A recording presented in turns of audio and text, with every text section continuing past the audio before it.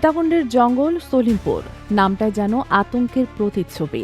বাস্তবতা এমন যে সিনেমাকেও হার মানায় এই এলাকায় সশস্ত্র সন্ত্রাসীদের দাপট। দুর্গম পাহাড়, ঘন জঙ্গল আর দীর্ঘদিনের অবৈধ দখলদারিত্বে পরিণত হয়েছে এক ভয়ঙ্কর অপরাধ অঞ্চলে।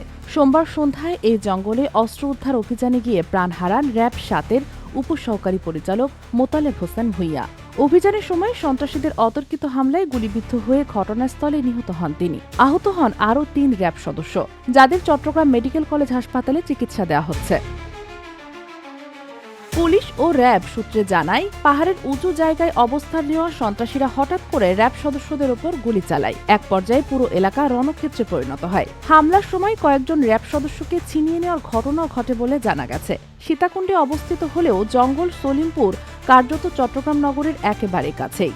বায়াজিদ বোস্তামি এলাকা থেকে মাত্র ২ কিলোমিটার পশ্চিমে প্রায় ৩১০০ একর পাহাড়ি ভূমি জুড়ে বিস্তৃত এই জঙ্গল। পূর্বে হাটহাজারী, দক্ষিণ বায়াজিদ থানা, নগরের এত কাছেই গড়ে উঠেছে সন্ত্রাসীদের নিরাপদ আশ্রয়স্থল।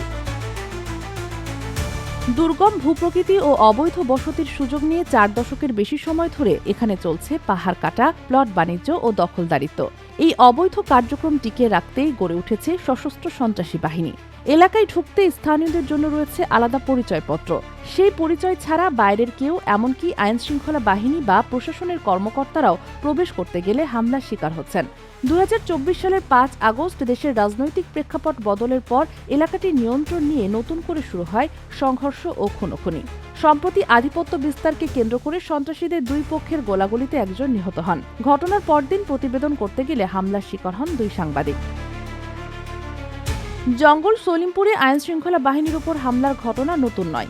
২০২৩ সালে ১৪ সেপ্টেম্বর অবৈধ স্থাপনা উচ্ছেদ শেষে ফেরার পথে হামলায় আহত হন নির্বাহী ম্যাজিস্ট্রেট মোহাম্মদ ওমর ফারুক, সীতাকুণ্ড থানার ওসি তোফায়েল আহমেদ সহ অন্তত ২০ জন। এর আগে ২০২২ সালেও একাধিকবার র্যাব ও পুলিশের সঙ্গে সন্ত্রাসীদের গোলাগুলির ঘটনা ঘটে। নগরের এত কাছে থেকেও বছরের পর বছর ধরে আইনশৃঙ্খলার বাইরে থাকা জঙ্গল সলিমপুর এখন পরিণত হয়েছে এক ভয়ঙ্কর সন্ত্রাসী জনপদে। Sheikh Masuma, news desk, daily our Bangladesh.